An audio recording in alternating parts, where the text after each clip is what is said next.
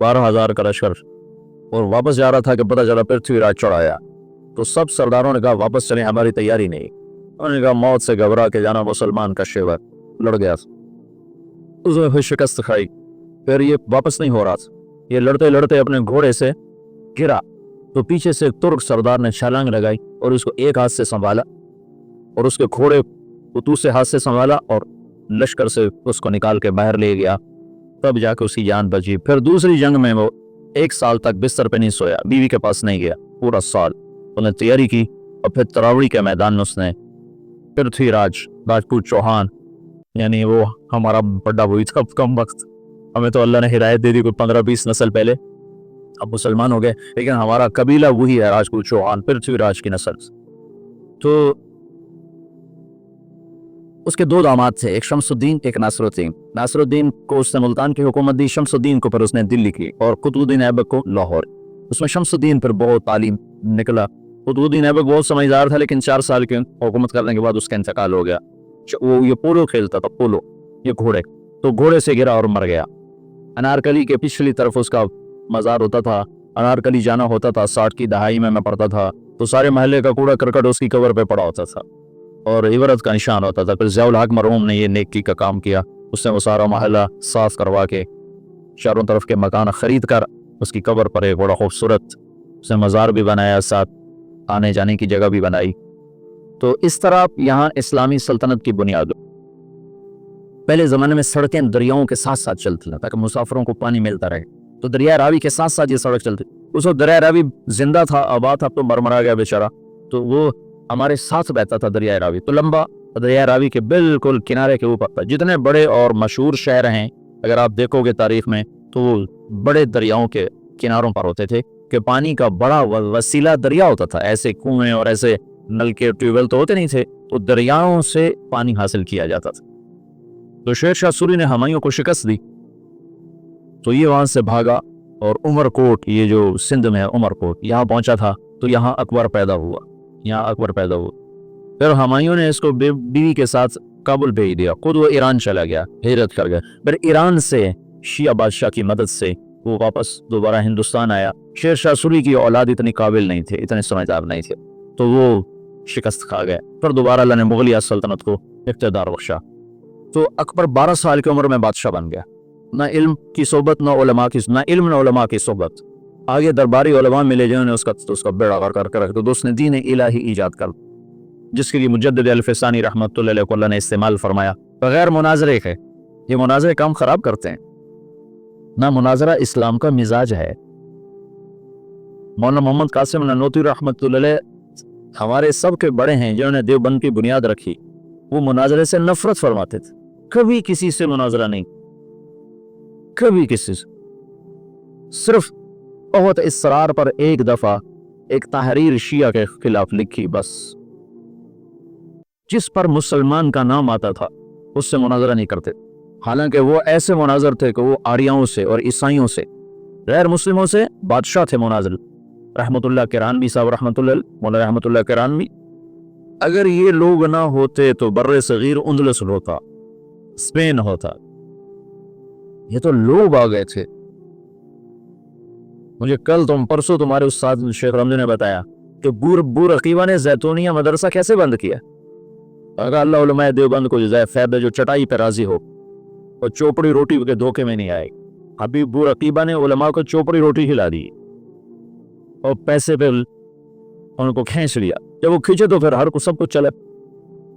और यहाँ के उलमा बिके नहीं, भूखे पेड़ पे पत्थर बांध। अल्तुतमिश ने 5 दफा चंगेजियों को शिकस्त, 5 तक, और उनके चने चबवा दी। फिर सलाउद्दीन खिलजी ने, तो खानदान गुलामा खत्म हुआ। खानदान गुलामा के बाद सादात आए। खानदान गुलामा के दौर में तैमूर का हमला हुआ, फिर वो जाते हुए सादात को हुक्मरान बना। उनसे पठानों ने हुकूमत हासिल, उनसे मुगलों ने हुकूमत हासिल। इब्राहिम लोधी को शिकस्त दी बाबर ने, पानीपत के मैदान। बाबर बड़ा दलेर आदमी, थोड़ा अजब बादशाह गुजरा है। थोड़ी उम्र में मर गया, 42 साल की उम्र में मर गया, पर उसकी अजब जिंदगी।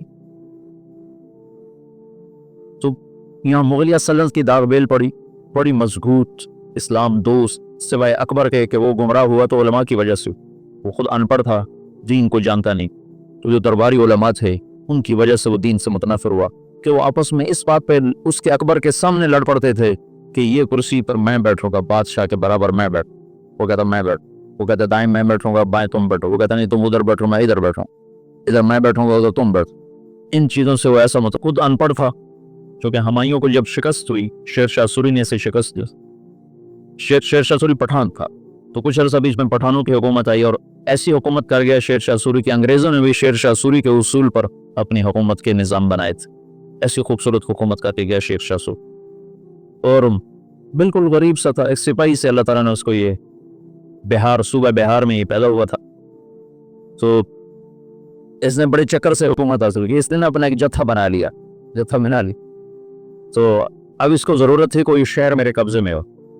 तो इसने ना वहाँ बिहार के हिंदू राजा से कहा कि महाराज मैं मुगलों से लड़ने जा रहा हूँ, मेरे पास है ख़जाना बहुत सारा, मैं चल दो आपके पास अमानत रख दूँ, जब मैं आऊँगा तो आपसे ले लूँगा। वो हिंदू महाराज तो जो था वो तो उल्टी छलांगे लगाने लगा।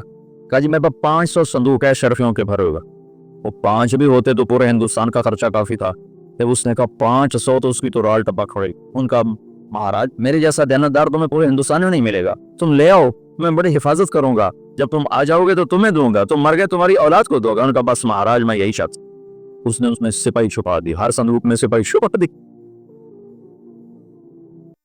बंद करवा के रेडियो पे लदवा के उसने किले के अंदर भिजवा दी।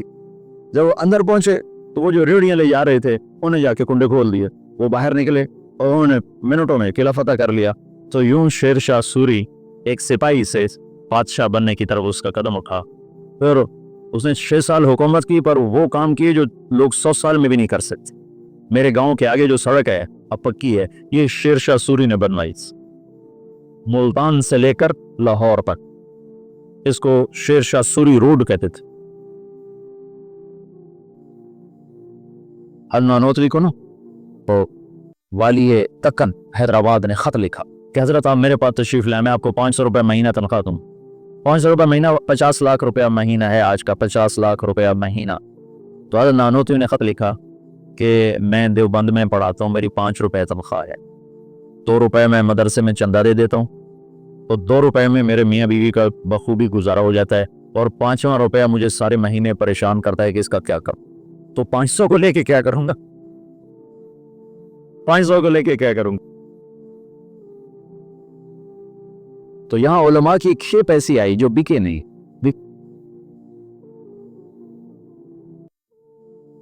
तो दरबारी उलमा ने अकबर का सत्यानाश करके रखी, दीन इलाही उसने याद किया, उलमा से तंग आकर, इन दरबारी उलमा से तंग आकर मुजद्दिद अल-फैसानी रहमतुल्लाह अलैह ने बगैर मुनाजरे के दीन इलाही को मिटा दी। किसी एक जगह मुनाजरा नहीं किया, हालांकि ला इलाहा इल्लल्लाह मुहम्मदुर रसूलुल्लाह अकबर जिल्लुल्लाह ये कलमा था, ये कलमा था अकबर जिल्लुल्लाह। इसको रद्द करना कितना आसान था मुनाजरे से। गाय का ज़बा करना बंद, शराब हलाल, अकबर को सिजदा, सूरज की पूजा, सुबह बालकोनी खोल के अकबर सूरज के सामने कितनी देर तक माला जपता था। दाढ़ी मुंडाना जरूरी, दाढ़ी रखना हराम, सारे हराम काम। फैजी और अबुल फजल कम बख्तो, फैजी कैसा आलिम था जिसने कुरान की तफसीर लिखी बगैर नुक्ते के, अल्फाज मुहमला, मुहमला कहते जिन पर नुक्ता नहीं, अल्फाज मुहमला से, यानी अलिफ से, सीन से, सौद से, हा से, रा से, दाल से, ता से, लाम से, मीम से, यानी उससे 14 हर्फ रह जाते हैं, 14 हुरूफ से कुरान की तफसीर लिख दी। और सवातुल इल्हाम, और अकबर को गुमराह करने वाला वो है दीन इलाही। अबुल फजल जिंदा की खाल खिंचवा दी थी शेखुपुरा में। ये जो शेखुपुरा है ये जहांगीर के नाम पर है। जहांगीर बड़ी मन्नतों से मिला था, अबू ये अकबर की औलाद नहीं होती थी। ऐसे मेरा पंडोरा बॉक्स खुल जाता है, कहाँ कहाँ की कहानियां इकट्ठी हो जाती हैं, तो फिर मुझे खुद याद नहीं रहता मैं क्या कह रहा था और किधर चला गया। तो बड़ी दुआओं के बाद जहांगीर मिला था। پیدل گیا تھا اجمیر تک دعا مانگنے، اجمیر تک پیدل گیا تھا دعا مانگنے کہ اللہ تعالیٰ مجھے بچہ عطا فرما، تو اللہ نے جہانگیر دیا۔ اس کی نخلیت جہانگیر بہت نیک متقی بادشاہ، اس پر ایسے ہی بہت زیادہ افتراء ہیں، بہتان ہیں، بہت سارے کچھ کمیاں تھی بھی اسی بادشاہ میں ہوتی ہیں، لیکن اس کا یہی بہت بڑا احسان ہے کہ اس نے دین الہی کو ختم کیا۔ تو یہ شیخو پورا جہانگیر نے آباد کیا تھا۔ اکبر اپنے بیٹے جہانگیر کو شیخو کہا کرتا تھا پیار سے، شیخو بابا، شیخو بابا۔ ویسے نام اس کا سلیم تھا، جہانگیر اس کا لقب تھا، اور شیخو اس کا ابا اسے کہا کرتا تھا، شیخو بابا۔ تو اس نے یہ ہرن مینار بھی جو بنایا ہے، اس کا ایک ہرن تھا جہانگیر کا، اسے بہت پیار کرتا تھا، وہ مر گیا، اس کے غم میں اس نے ہرن مینار بنایا تھا۔ تو یہاں شیخو پورا میں اب اس نے باپ کے خلاف بغاوت کی تھی اکبر کے بیچ بیچ، تو ابو الفضل اس نے بھیجا تھا سفیر بنا کے، میرے بچے سے بات کیا چاہتا ہے، حکومت تو تیری ہے، تو میرے خلاف کیوں آتا ہے؟ تو جب ابو الفضل آیا تو اس نے زندہ کی کھال اتروایا، کہا تو ہے میرے باپ کو گمراہ کرنے والا، زندہ کی کھال اتروائی تھی۔ اکبر نے کہا شیخو بابا میں تو ذبح شدہ بکری کی کھال نہیں اترتے دیکھ سکتا، تو نے میرے یار کی کھال ہی زندہ اتارا تھا۔ کہا بابا یہ تیرا یار نہیں، یہ تیرا سب سے بڑا دشمن، اس نے تجھے اس دین اسلام سے برگشتہ کر دیا۔ چنانچہ آخری 5 سال میں اکبر طائب ہو گیا، اور تو اس کے جہانگیری جو جہانگیر کی سوانح ہے اس میں جہانگیر نے لکھا ہے کہ آخری وقت میں بابا نے صدر جہاں کو بلوایا جو مفتی دلی تھے، اور ان سے فرمایا کہ میرے سرانے بیٹھ جاؤ، سورہ یاسین پڑھو۔ تو صدر جہاں نے سورہ یاسین پڑھنی شروع کی، اور میرے باپ نے سننا شروع کیا، پھر آہستہ سے کلمہ پڑھا اور روح پرواز کا۔ ایک دفعہ کسی نے پوچھا کیا کر رہے ہو فیضی سے، کہا الہاد کے مزے لے رہا ہو، الہاد کے مزے لے رہا ہے۔ جہانگیر آگے مجدد الفسانی کا صحبت یافتہ نکلا، مثبت انداز سے جو کام ہوتا ہے وہی پائیدار ہوتا ہے۔ اتنا بڑا کام، مولانا الیاس صاحب فرماتے تھے میرا کام مجدد الفسانی والا، میں نے مجدد الفسانی کو سامنے رکھا ہے۔ ان کا طرز یہ تھا کہ وہ مٹی ہوئی سنت کے مقابلے میں جو بدعت ہوتی تھی اس کی تردید نہیں فرماتے تھے مجدد الفسانی، بلکہ مٹی ہوئی سنت کے فضائل بیان اتنا فرماتے تھے کہ سنت چھا جاتی تھی، بدعت مٹ جاتی تھی، روشنی آئی اور اندھیرا چلا گیا۔ یہ تھا اندھیرے کے جانے کے لیے کوئی حجت اور دلیل تو نہیں ہوتا، سورج کے آنے کی دیر ہوتی ہے اندھیرا چلا جاتا، پھر کہنا تو نہیں پڑتا اندھیرے صاحب من طور پر سورج آ گیا، تو خود ہی چلا جاتا۔ بغیر مناظرے کے دین الہی کو مٹا دیا۔ تو مجدد الفسانی رحمۃ اللہ علیہ نے بغیر مناظرے کے اتنے بڑے فتنے کو دبا دیا۔ یہ آج کل کے بیچارے کیا مناظروں کے ذریعے سے فتنوں کو دبا سکتے ہو، تو فتنوں کو ہوا دینے والی چیز۔ سنو، اعتراض کا جواب نہیں ہوتا، سوال کا جواب ہوتا ہے۔ سن رہے ہو، اعتراض کا جواب نہیں ہے۔ انتم خیر ام عبد اللہ، عتبہ بن ربیعہ کہہ رہا ہے انا اعلمکم بالشعر والسحر والکہانہ، مجھے بھیجو میں محمد سے بات کر، تو جاؤ بات کرو۔ تو وہ آ کر کہتا ہے یا محمد انت خیر ام عبد اللہ، کو اللہ کے نبی چپ، انت خیر ام عبد المطلب، اللہ کے نبی چپ، کہ آنے والا سائل نہیں ہے، آنے والا معترض ہے، معترض کا جواب نہیں ہوتا۔ اعتراض کا جواب دیں گے کوئی اور ڈال دیں، پھر آپ اس کا جواب کوئی اور ڈال دیں گے، یہ تو کہانی ایسے دیکھتے نا، جواب در جواب در جواب در جواب، اس کی کوئی انتہا ہے؟ میری بات سنو، اعتراض کا جواب نہیں ہوتا، سوال کا جواب ہوتا ہے، اشکال کا۔ یہ بات میں نے مولانا سعید خان صاحب رحمۃ اللہ علیہ سے بارہا سنی، پر اس کو سیرت سے پرکھا۔ انتم خیر ام عبد اللہ، ابھی یہ ایک ہی حدیث میرے سامنے آئی، اور لگے چپ، انتم خیر ام عبد المطلب، چپ، کہ تو بس سائل بن کر نہیں آیا ہے، معترض بن کر آیا ہے، اس کو جواب نہیں دیا جا سکتا۔ وہ لمبی بات کرتا اور آپ خاموش رہے، جب وہ خاموش ہو گیا تو آپ نے کسی ایک بات کا جواب نہیں دیا، ایک بات کا۔ عتبہ میرے پاس جو ہے وہ میں تمہیں سنا دیتا ہوں، حمیم والکتاب المبین انا انزلناہ، کیا ہے؟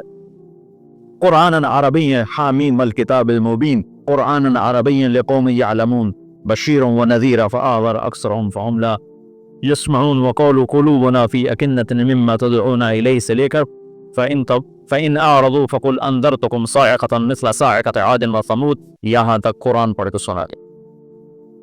انا انزلناه قرآنا عربیا لقوم یعلمون بشیرا ونذیرا فاکثرهم فهم لا یسمعون. اس کو پڑھتے چلے. یہ سارا قرآن سنا ایک بات کا جواب نہیں ہوتا. انہیں جوش اٹھتا ہوگا کہ ہم جواب لیں گے، ہم جواب نہیں. اور وہ اور اس لیے کہ اگلا سائل ہی نہیں ہے، اگلا تو معترض. ایک جاٹ کے منہ سے نکل گیا کوا سفید ہوتا ہے، کالا نہیں ہوتا. نہ کمی ہے کالا ہوتا، نہ کہیں ہوتا ہی بگا چٹا ہوتا ہی نہیں. تو انہوں نے کہا چلو مناظرہ کرو مناظرہ. تو اس کی بیوی نے کہا مر جانے کالا ہوتا ہے تو کتنے ایسے جانا بہت کہا میں منانا ہی نہیں کالا ہوتا ہے تو میں کون منع سن میں منانا ہی نہیں. تو تم کیسے بیوقوف ہو جو کوے کو سفید کہنے والے کو منانا چاہتے ہو؟ کیوں وقت ضائع کرتے ہو؟ اس سے بات کر لو جس کا ذہن صاف ہے. معترض کا جواب نہیں ہے. تو آج کل اعتراض ہیں، سوال نہیں ہے. سائل کا ضرور جواب ہے، اشکال کا جواب ہے، سوال کا جواب ہے، اعتراض کا جواب نہیں ہے.